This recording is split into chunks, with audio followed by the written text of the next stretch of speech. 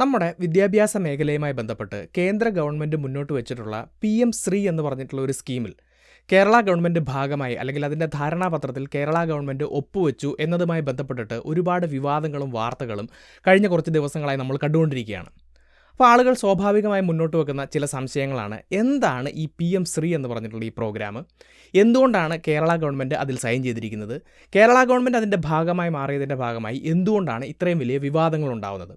ഇത്തരത്തിലുള്ള കാര്യങ്ങളാണ് ഇന്നത്തെ ഈ വീഡിയോയിലൂടെ വിശദീകരിക്കുന്നത്. നമുക്ക് വീഡിയോയിലേക്ക് കടക്കാം. My name is Alex. What I do is explain. Welcome to അലക്സ്പ്ലെയിൻ.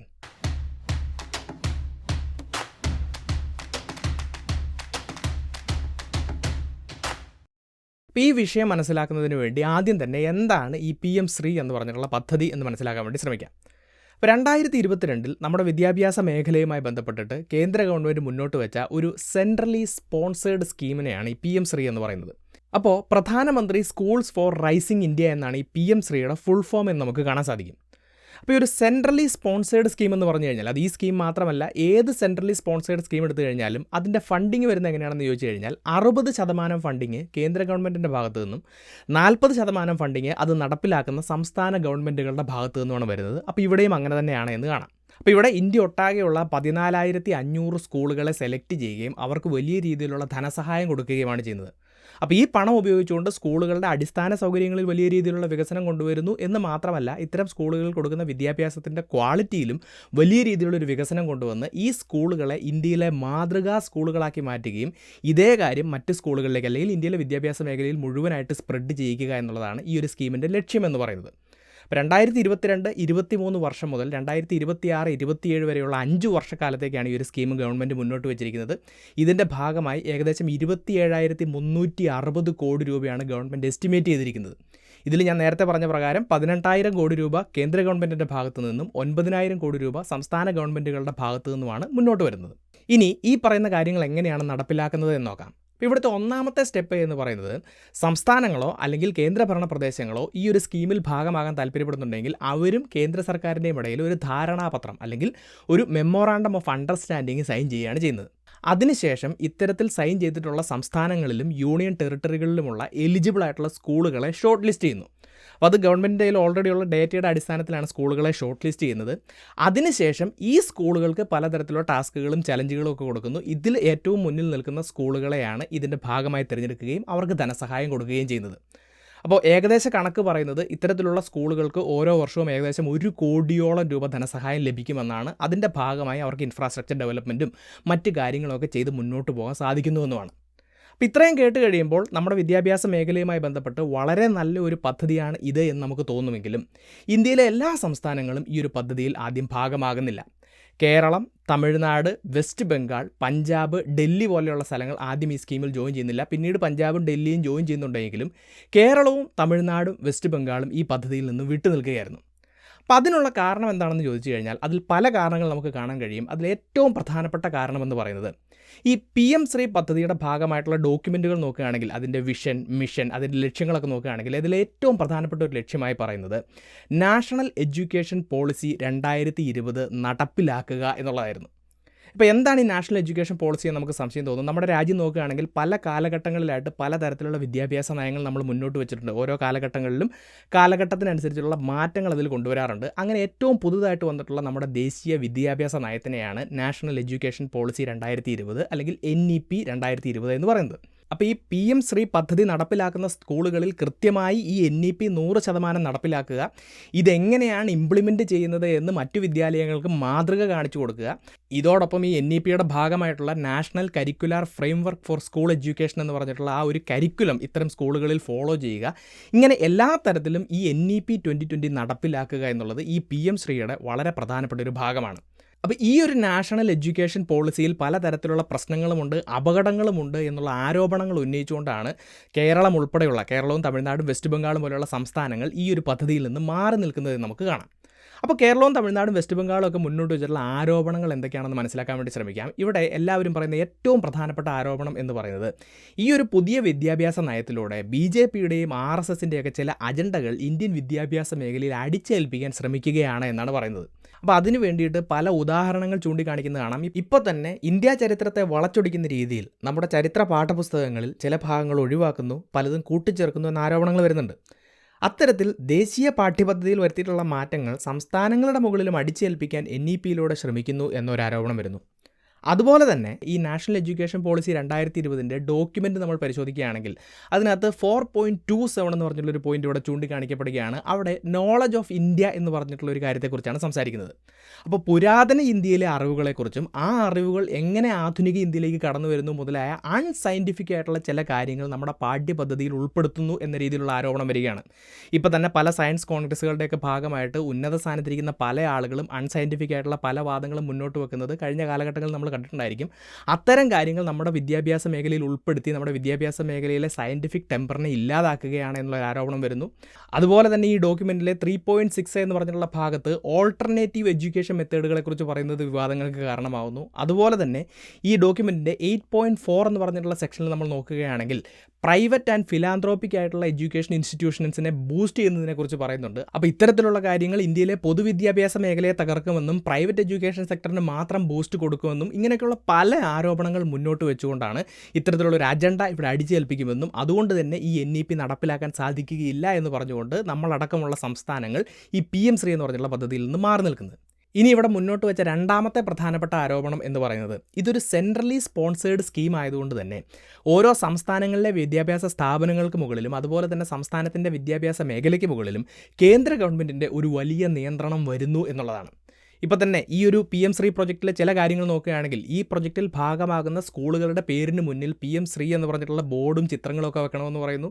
അതുപോലെ തന്നെ ഈ സ്കൂളുകൾക്ക് കൊടുക്കുന്ന ഫണ്ട് എങ്ങനെയാണ് വിനിയോഗിക്കുന്നത് എന്ന് തീരുമാനിക്കുന്നത് ഒരു ഡിസ്ട്രിക്റ്റ് ബോർഡായിരിക്കും. ഇനി ഇതോടൊപ്പം ഈ പദ്ധതിയുടെ കാലാവധി 5 വർഷത്തേക്ക് മാത്രമാണ്. 5 വർഷത്തിന് ശേഷം അതത് സംസ്ഥാന സർക്കാരുകളുടെ കയ്യിലേക്ക് ഈ കൺട്രോളുകളെല്ലാം തിരിച്ചു വരുന്നുണ്ട് എങ്കിലും ഈ കാലഘട്ടത്തിന് ശേഷവും PM ശ്രീയുടെയും അതുപോലെ തന്നെ NEP 2020 ഫ്രെയിംവർക്കിലൂടെ മാത്രമേ സ്കൂളുകൾക്ക് വിദ്യാഭ്യാസ മേഖലയ്ക്ക് മുന്നോട്ട് പോകാവൂ എന്നും പറയുന്നുണ്ട്. അപ്പോൾ ഈ രീതിയിലെല്ലാം നമ്മുടെ രാജ്യത്തെ വിദ്യാഭ്യാസ മേഖലയിലെ മുഴുവൻ അധികാരവും കേന്ദ്ര സർക്കാരിൻ്റെ കീഴിലേക്ക് കൊണ്ടുവരുന്ന ചില നയങ്ങൾ ഇതിനകത്തുണ്ട് എന്നുള്ളൊരു ആരോപണവും മുന്നോട്ട് വെക്കുകയാണ്. അപ്പോൾ ഈ PM ശ്രീ എന്ന് പറഞ്ഞിട്ടുള്ള പദ്ധതിയുടെ ഭാഗമായി ഇന്ത്യയിലെ വിദ്യാഭ്യാസ മേഖലയ്ക്ക് ധാരാളം ഗുണങ്ങൾ ഉണ്ടാവുന്നുണ്ടെങ്കിലും ഇതിൻ്റെ പിന്നിൽ ഇത്തരത്തിലുള്ള ചില അപകടങ്ങളുണ്ട് എന്നുള്ള ആരോപണങ്ങൾ ഉന്നയിച്ചുകൊണ്ടാണ് കേരളം ഉൾപ്പെടെ തമിഴ്നാടും വെസ്റ്റ് ബംഗാളും ഒക്കെ ഈ ഒരു പദ്ധതിയിൽ നിന്ന് മാറി നിന്നത് എന്നത് ഇപ്പോൾ നിങ്ങൾക്ക് മനസ്സിലായിട്ടുണ്ടാവും. അപ്പോൾ ഇത്രയും കേൾക്കുമ്പോൾ നമ്മുടെ മനസ്സിൽ വലിയൊരു സംശയം ഉയർന്നു വരികയാണ്. ഈ ഒരു പദ്ധതിയിൽ ഇത്രയധികം അപകടങ്ങളുണ്ട് എന്നുള്ള ആരോപണങ്ങൾ മുന്നോട്ട് വെച്ച നമ്മുടെ കേരള ഗവൺമെൻറ് ഇപ്പോൾ എന്തുകൊണ്ടാണ് അതേ പദ്ധതിയുടെ ഭാഗമായിരിക്കുന്നത് അല്ലെങ്കിൽ അതിൻ്റെ ഭാഗമായിട്ടുള്ള MOU സൈൻ ചെയ്തിരിക്കുന്നത്? അപ്പോൾ ഇതിന് കേരള സർക്കാർ കൊടുക്കുന്ന മറുപടി എന്താണെന്ന് ചോദിച്ചു കഴിഞ്ഞാൽ ഈ ഒരു PM ശ്രീ എന്ന് പറഞ്ഞിട്ടുള്ള സ്കീമിൽ ഭാഗമാകാത്ത സംസ്ഥാനങ്ങളെ അതിൻ്റെ ഭാഗമാക്കുന്നതിന് വേണ്ടി പ്രഷർ ചെയ്യുന്നതിന് വേണ്ടിയിട്ട് കേന്ദ്ര ഗവൺമെൻറ് അവർക്ക് മറ്റ് വിദ്യാഭ്യാസ സ്കീമുകളുമായി ബന്ധപ്പെട്ടിട്ടുള്ള ചില ഫണ്ടുകൾ തടഞ്ഞു വെച്ചിരിക്കുകയാണ് എന്നാണ് പറയുന്നത്. ഇപ്പോൾ ഒരു ഉദാഹരണം നോക്കുകയാണെങ്കിൽ വളരെ പ്രധാനപ്പെട്ട ഒരു സ്കീമാണ് സമഗ്ര ശിക്ഷ അഭിയാൻ എന്ന് പറയുന്നത്. ഞാൻ നേരത്തെ പറഞ്ഞ പോലെയുള്ള ഒരു സെൻട്രലി സ്പോൺസേഡ് സ്കീമാണത്. അപ്പോൾ ഇതിൻ്റെ ഭാഗമായി കഴിഞ്ഞ 2 വർഷത്തെ ഫണ്ടിൻ്റെ ഭാഗമായിട്ട് ഏകദേശം 1000 കോടിയോളം രൂപയാണ് കേരള സർക്കാരിന് കിട്ടാനുള്ളത്. ഇതുപോലെ തന്നെ തമിഴ്നാട് സർക്കാരിനും വെസ്റ്റ് ബംഗാൾ സർക്കാരിനും ഒക്കെ ഫണ്ട് തടഞ്ഞു വെച്ചിരിക്കുകയാണെന്ന് നമുക്ക് കാണാം. അപ്പോൾ ഈ PM ശ്രീ എന്ന് പറഞ്ഞിട്ടുള്ള സ്കീമിൽ ജോയിൻ ചെയ്താൽ മാത്രമേ SSAയുടെ ഭാഗമായിട്ടുള്ള ഫണ്ട് അനുവദിച്ചു കൊടുക്കുകയുള്ളൂ എന്നുള്ളൊരു കടും പിടുത്തത്തിലാണ് കേന്ദ്ര ഗവൺമെൻറ് നിൽക്കുന്നത് എന്ന് പറയുന്നു. അപ്പോൾ ഇവിടെ നമ്മുടെ വിദ്യാഭ്യാസ മന്ത്രി പറയുന്നത് നമ്മുടെ നാടിൻ്റെ വിദ്യാഭ്യാസ മേഖലയെ സംബന്ധിച്ച് അവിടെ തൊഴിലെടുക്കുന്ന ആളുകളുടെ ശമ്പളവുമായി ബന്ധപ്പെട്ടിട്ട് അതുപോലെ തന്നെ നമ്മുടെ വിദ്യാഭ്യാസ സ്ഥാപനങ്ങളുടെ ഇൻഫ്രാസ്ട്രക്ചർ ഡെവലപ്മെൻറ്റൊക്കെയായി ബന്ധപ്പെട്ടിട്ട് വളരെ ഇമ്പോർട്ടൻ്റ് ആയിട്ടുള്ള ഒരു ഫണ്ടാണിത്. അതുകൊണ്ട് തന്നെ ഈ ഒരു പദ്ധതിയിൽ ചേർന്നില്ല എന്നതിൻ്റെ പേരിൽ അത്രയും വലിയൊരു തുക നഷ്ടപ്പെട്ടു പോകാൻ പാടില്ല എന്നുള്ള തീരുമാനത്തിൻ്റെ അടിസ്ഥാനത്തിലാണ് ഗവൺമെൻറ് ഈ പദ്ധതിയുടെ ഭാഗമായി മാറിയിരിക്കുന്നത് അല്ലെങ്കിൽ MOU സൈൻ ചെയ്തിരിക്കുന്നത് എന്നാണ്. അപ്പോൾ ഇവിടെ ഒരു സംശയം മുന്നോട്ട് വരികയാണ്. ഗവൺമെൻറ് ഈ ഒരു പദ്ധതിയിൽ സൈൻ ചെയ്ത് നമുക്ക് SSAയുടെ ഭാഗമായിട്ടുള്ള ഫണ്ടും അതുപോലെ തന്നെ PM ശ്രീയുടെ ഭാഗമായിട്ടുള്ള ഫണ്ടൊക്കെ കിട്ടിയാലും ഇവിടെ പറഞ്ഞിരിക്കുന്ന അപകടങ്ങൾ ഇപ്പോഴും അവിടെ ഇരിക്കുകയല്ലേ? ഈ NEP ഒക്കെ ഇവിടെ നടപ്പിലാക്കി കഴിഞ്ഞാൽ നമ്മുടെ വിദ്യാഭ്യാസ മേഖലയെ അത് ബാധിക്കുകയില്ലേ എന്നുള്ളൊരു ചോദ്യവും മുന്നോട്ട് വരികയാണ്. അപ്പോൾ ഈ ഒരു ചോദ്യത്തിന് നമ്മുടെ ഗവൺമെൻറ് കൊടുക്കുന്ന മറുപടി എന്ന് പറയുന്നത് ഈ SSAയുടെയൊക്കെ ഭാഗമായിട്ടുള്ള ഫണ്ട് കിട്ടുന്നതിന് വേണ്ടി ഗവൺമെൻറ് ചെയ്തിരിക്കുന്ന ഒരു സ്ട്രാറ്റജിക് മൂവ് അല്ലെങ്കിൽ ഒരു തന്ത്രപ്രധാനമായിട്ടുള്ള ഒരു നീക്കം മാത്രമാണ് ഈ PM ശ്രീ എന്ന് പറഞ്ഞിട്ടുള്ള പ്രോഗ്രാമിൽ സൈൻ ചെയ്യുക എന്ന് പറയുന്നത് അല്ലെങ്കിൽ ജോയിൻ ചെയ്യുക എന്ന് പറയുന്നത്. നമ്മുടെ സംസ്ഥാനത്തിൻ്റെ വിദ്യാഭ്യാസ നയത്തെ ഇതിൻ്റെ ഭാഗമായി നമ്മൾ ഒരിക്കലും മാറ്റാൻ പോകുന്നില്ല. NEP-യൊക്കെ സംസ്ഥാന വിദ്യാഭ്യാസ നയത്തിൻ്റെ കൂടി ഭാഗമായി അല്ലെങ്കിൽ അതിൻ്റെ കീഴിൽ മാത്രമേ നടപ്പിലാക്കുകയുള്ളൂ എന്നാണ് അദ്ദേഹം പറയുന്നത്. എന്നാൽ ഇത് എത്രത്തോളം പോസിബിൾ ആണ് എന്നുള്ളൊരു സംശയം പലരും മുന്നോട്ട് വയ്ക്കുകയാണ്. കാരണം ഈ PM ശ്രീ എന്ന് പറഞ്ഞിട്ടുള്ള പ്രോഗ്രാമിൻ്റെ ഭാഗമായി സൈൻ ചെയ്തിട്ടുള്ള മെമ്മോറാണ്ടം ഓഫ് അണ്ടർസ്റ്റാൻഡിങ്ങിൻ്റെ ഡോക്യുമെൻറ്റ് നോക്കുകയാണെങ്കിൽ അതിലാദ്യം പറഞ്ഞിരിക്കുന്ന 2 പോയിൻറ്റുകൾ വളരെ പ്രധാനപ്പെട്ടതാണ്. ഇവിടുത്തെ ഒന്നാമത്തെ പോയിൻ്റായി പറഞ്ഞിരിക്കുന്നത് ഈ PM ശ്രീയിൽ ജോയിൻ ചെയ്തിട്ടുള്ള സംസ്ഥാനങ്ങൾ NEP 2020 അതിൻ്റെ പൂർണ്ണതയിൽ അതത് സംസ്ഥാനങ്ങളിൽ നടപ്പിലാക്കണം എന്നാണ്. അതായത് ആ NEP 100% ഒരു മാറ്റവുമില്ലാതെ നടപ്പിലാക്കണമെന്ന് ഒന്നാമത്തെ പോയിൻ്റായി പറയുന്നു. രണ്ടാമത്തെ പോയിന്റിൽ പറയുന്നത് ഞാൻ നേരത്തെ പറഞ്ഞതുപോലെ സ്കൂളുകളുടെ മുന്നിൽ PM ശ്രീ എന്ന് പറഞ്ഞിട്ടുള്ള പേരും ചിത്രവും ഒക്കെ വെക്കണം എന്നാണ്. അപ്പോൾ ഇത്തരത്തിലുള്ള പോയിന്റുകൾ ഇമ്പോർട്ടൻ്റ് ആയിട്ട് പറഞ്ഞിട്ടുള്ള ഒരു ഡോക്യുമെൻറ്റിൽ സൈൻ ചെയ്ത് ഈ ഒരു പ്രോഗ്രാമിൽ നമ്മൾ ജോയിൻ ചെയ്യുമ്പോൾ സംസ്ഥാനത്തെ വിദ്യാഭ്യാസ നയത്തിൽ നിന്നും പിന്നോട്ട് പോകില്ല, NEP അതുപോലെ തന്നെ നടപ്പിലാക്കില്ല എന്നൊക്കെ പറയാൻ സാധിക്കുമോ? അത് എത്രത്തോളം പ്രായോഗികമാണ് എന്നുള്ളൊരു ചോദ്യമാണ് മുന്നോട്ട് വരുന്നത്. എന്നാൽ ഒരു കാര്യം മനസ്സിലാക്കണം, ചില വിദഗ്ധർ അഭിപ്രായപ്പെടുന്നത് ഒരു പരിധിവരെ ഇത് പ്രായോഗികമാണ് എന്നാണ്. കാരണം ഇന്ത്യയിലെ മറ്റെല്ലാ സംസ്ഥാനങ്ങളിലും ഈ PM ശ്രീ എന്ന് പറഞ്ഞിട്ടുള്ള പ്രോഗ്രാം ഇപ്പോൾ ഇംപ്ലിമെൻറ്റ് ചെയ്തുകൊണ്ടിരിക്കുകയാണ്. അവിടെയെല്ലാം NEP 2020 അതുപോലെ തന്നെ ഇംപ്ലിമെൻ്റ് ഒന്നും ചെയ്യുന്നില്ല. അതത് സംസ്ഥാനങ്ങളുടെ കൂടെ ഇൻപുട്ടോട് കൂടിയാണ് ഇത് നടപ്പിലാക്കപ്പെടുന്നത് എന്ന് പറയുന്നു. ഇപ്പോൾ ഈ NEP 2020 ഡോക്യുമെൻറ്റിൻ്റെ 4.31 എന്ന് പറഞ്ഞിട്ടുള്ള പോയിന്റ് നോക്കുകയാണെങ്കിൽ അവിടെ കരിക്കുലത്തിൻ്റെയൊക്കെ ഫ്ലെക്സിബിലിറ്റിയെക്കുറിച്ചാണ് സംസാരിക്കുന്നത്. കേന്ദ്രം മുന്നോട്ട് വെക്കുന്ന പാഠ്യപദ്ധതിയിൽ സംസ്ഥാനത്തിൻ്റെ കൂടെ ഇൻപുട്ടോട് കൂടി ഒരു ഫ്ലെക്സിബിൾ ആയിട്ടുള്ള കരിക്കുലം മുന്നോട്ട് വെക്കാമെന്നൊക്കെ പറയുന്നുണ്ട്. അപ്പോൾ അതിൻ്റെ അടിസ്ഥാനത്തിൽ വേണമെങ്കിൽ നമ്മുടെ സംസ്ഥാനത്തിൻ്റെ വിദ്യാഭ്യാസ പദ്ധതിയൊക്കെ മുന്നോട്ട് കൊണ്ടുപോകാൻ സാധിച്ചേക്കാം എന്ന് പറയുന്നുണ്ട്. അതുകൊണ്ട് തന്നെ നമ്മൾ ഈ PM ശ്രീയിൽ ഭാഗമായതുകൊണ്ടോ അല്ലെങ്കിൽ NEP നടപ്പിലാക്കിയതുകൊണ്ടോ നമ്മുടെ സംസ്ഥാനത്തെ വിദ്യാഭ്യാസ മേഖലയിൽ വലിയ രീതിയിലുള്ള പ്രശ്നങ്ങളൊക്കെ ഉണ്ടാകാനുള്ള സാധ്യത കുറവാണ് എന്നുള്ളൊരു അഭിപ്രായവും മുന്നോട്ട് വരുന്നുണ്ട് എന്നുള്ളത് മനസ്സിലാക്കുക. പക്ഷേ അതെങ്ങനെയൊക്കെയാണെങ്കിലും കേരള സർക്കാരിൻ്റെ ഇപ്പോഴത്തെ ഈ നീക്കത്തിൻ്റെ ഭാഗമായി മറ്റ് 2 പ്രധാനപ്പെട്ട ചോദ്യങ്ങൾ ഉയർന്നു വരികയാണ്. അതിലൊന്നാമത്തേതെന്ന് പറയുന്നത് കേന്ദ്രം കേരളത്തിന് ലഭിക്കേണ്ട ഫണ്ട് തടഞ്ഞു വെച്ച് ആ ഫണ്ട് കിട്ടുന്നതിന് വേണ്ടിയിട്ടാണ് കേരളം ഈ ഒരു PM ശ്രീയിൽ ജോയിൻ ചെയ്തത് എന്ന് നമ്മുടെ ഗവൺമെൻറ് തന്നെ പറയുന്നു. അപ്പോൾ കേന്ദ്ര സർക്കാർ മുന്നോട്ട് വെക്കുന്ന പദ്ധതികൾ നമ്മുടെ സംസ്ഥാന ഗവൺമെൻറ് അംഗീകരിക്കുന്നില്ല എങ്കിൽ അത് സംസ്ഥാന ഗവൺമെൻറ്റിനെ കൊണ്ട് അംഗീകരിപ്പിക്കുന്നതിന് വേണ്ടിയിട്ട് നമുക്ക് നിയമപരമായി ലഭിക്കേണ്ട നമ്മുടെ അവകാശമായിട്ടുള്ള ഫണ്ടുകളെ തടഞ്ഞു വെച്ചാൽ മതി എന്നുള്ളൊരു ധാരണ കേന്ദ്ര സർക്കാരിന് ഉണ്ടാവുകയില്ലേ എന്നുള്ളൊരു ചോദ്യമാണ് ആളുകൾ മുന്നോട്ട് വെക്കുന്നത്. ഇത് കേരളത്തിൻ്റെ കാര്യത്തിൽ മാത്രമല്ല, ഇന്ത്യയിലെ ഏതൊരു സംസ്ഥാനത്തിൻ്റെയും മുകളിൽ അവർക്കിഷ്ടമില്ലാത്ത പദ്ധതികൾ അടിച്ചേൽപ്പിക്കുന്നതിന് വേണ്ടിയിട്ട് കേന്ദ്ര ഗവൺമെൻറ്റിന് ഇങ്ങനെ സാധിക്കും എന്നുള്ളൊരു സൂചനയല്ലേ നമ്മൾ കൊടുക്കുന്നത് എന്നുള്ളൊരു ചോദ്യം മുന്നോട്ട് വരുന്നു. ഇപ്പോൾ തന്നെ നോക്കുകയാണെങ്കിൽ തമിഴ്നാടും വെസ്റ്റ് ബംഗാളും ഇപ്പോഴും ഈ PM ശ്രീൻ്റെ ഭാഗമായിട്ടില്ല. അവർക്ക് കിട്ടേണ്ട ഫണ്ടിന് വേണ്ടിയിട്ട് സുപ്രീം കോടതിയെ സമീപിച്ചിരിക്കുകയാണ്. അവർ കേന്ദ്ര സർക്കാരിനെതിരെ ഒരു നിയമ പോരാട്ടം നടത്തിക്കൊണ്ടിരിക്കുകയാണ്. അപ്പോൾ ആ ഒരു മാർഗം മുന്നിലുണ്ടായിട്ടും എന്തുകൊണ്ടാണ് കേരള ഗവൺമെൻറ് ഇങ്ങനെയൊരു നടപടി സ്വീകരിച്ചത്? ഇത് ഭാവിയിൽ ഇന്ത്യയിലെ ഫെഡറൽ സംവിധാനത്തിന് വലിയൊരു വെല്ലുവിളിയായി മാറുകയില്ലേ എന്നുള്ളൊരു ചോദ്യമാണ് ഒന്നാമത് മുന്നോട്ട് വരുന്നത്. ഇനി ഇവിടുത്തെ രണ്ടാമത്തെ ചോദ്യം എന്ന് പറയുന്നത് കേരളം ഈ ഒരു പദ്ധതിയുടെ ഭാഗമാകാൻ വേണ്ടിയിട്ട് ഈ MOU സൈൻ ചെയ്തപ്പോൾ അതിന് ഒരു രഹസ്യ സ്വഭാവം ഉണ്ടായിരുന്നു. അതെന്തുകൊണ്ടാണ് എന്നുള്ളൊരു ചോദ്യമാണ്. കേരളം ഈ PM ശ്രീ എന്ന് പറഞ്ഞിട്ടുള്ള പദ്ധതിയുടെ ഭാഗമാകുമ്പോൾ നമ്മുടെ കേരള സർക്കാരിനെ സംബന്ധിച്ചിടത്തോളം ഇത് വളരെ വലിയൊരു നയപരമായിട്ടുള്ള തീരുമാനമാണ് എന്ന് നമുക്ക് കാണാം. കാരണം ഒരിക്കൽ എതിർത്തിരുന്ന പദ്ധതിയിലാണ് ഗവൺമെൻറ് ജോയിൻ ചെയ്യുന്നത്.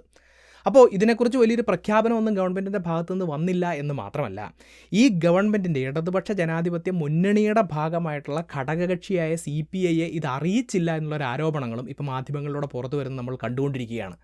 അപ്പോൾ എന്തുകൊണ്ടാണ് ഗവൺമെൻറ് കൃത്യമായിട്ടുള്ള കാരണങ്ങൾ മുന്നോട്ട് വെച്ചിട്ടാണ് ഈ PM ശ്രീയുടെ MOUയിൽ സൈൻ ചെയ്യുന്നതെന്ന് നമുക്ക് കാണാം. പക്ഷേ സർക്കാർ സംവിധാനങ്ങളുടെ ഉള്ളിൽ തന്നെ ഇത്രയും വലിയൊരു രഹസ്യ സ്വഭാവം സൂക്ഷിച്ചുകൊണ്ട് എന്തുകൊണ്ടാണ് ഇത്തരത്തിലുള്ളൊരു നടപടിയിലേക്ക് ഗവൺമെൻറ് കടന്നത് എന്നുള്ളൊരു ചോദ്യം പല ഭാഗത്തു നിന്നും ഉയർന്നു വന്നുകൊണ്ടിരിക്കുകയാണ്. സോ ഇത്തരത്തിലുള്ള ചോദ്യങ്ങൾക്കുള്ള മറുപടികൾ വരും ദിവസങ്ങളിൽ ഉണ്ടാവുമെന്ന് നമുക്ക് പ്രതീക്ഷിക്കാം. പക്ഷേ ഇന്നത്തെ ഈ വീഡിയോയിലൂടെ PM ശ്രീ എന്ന് പറഞ്ഞിട്ടുള്ള ആ ഒരു സ്കീം എന്താണ്, എന്തുകൊണ്ടാണ് കേരളം ആദ്യകാലങ്ങളിൽ അതിൽ ജോയിൻ ചെയ്യാതിരുന്നത്, അതിൻ്റെ ഭാഗമായി ഉയർന്നു വന്നിട്ടുള്ള ആരോപണങ്ങൾ എന്തൊക്കെയാണ്, എന്തുകൊണ്ട് കേരളം ഇപ്പോൾ അതിൽ ജോയിൻ ചെയ്യുന്നു, അതിൻ്റെ ഭാഗമായി ഉണ്ടാകുന്ന വിവാദങ്ങൾ എന്തൊക്കെയാണ്, ഇത്രയും കാര്യങ്ങൾ നിങ്ങൾക്ക് മനസ്സിലാക്കാൻ സാധിച്ചിട്ടുണ്ടെന്ന് വിശ്വസിക്കുന്നു. അതുകൊണ്ട് തന്നെ ഈ ഒരു വീഡിയോയെക്കുറിച്ചും ഈ ഒരു വിഷയത്തെക്കുറിച്ചുമുള്ള നിങ്ങളുടെ അഭിപ്രായങ്ങളും നിർദ്ദേശങ്ങളും സംശയങ്ങളും നിങ്ങൾക്കറിയാവുന്ന എക്സ്ട്രാ പോയിന്റുകൾ തീർച്ചയായിട്ടും നിങ്ങൾ കമൻറ്റ് ബോക്സിൽ രേഖപ്പെടുത്തുക. ഈ ഒരു വീഡിയോ മറ്റുള്ളവർ കാണുന്നത് നല്ലതാണ് എന്ന് തോന്നുന്നുണ്ടെങ്കിൽ തീർച്ചയായിട്ടും നിങ്ങൾ ഈ വീഡിയോ ഷെയർ ചെയ്യുക. ഇതുപോലത്തെ ടോപ്പിക്സുമായി വീണ്ടും വരുന്നത് വരേക്കും നന്ദി.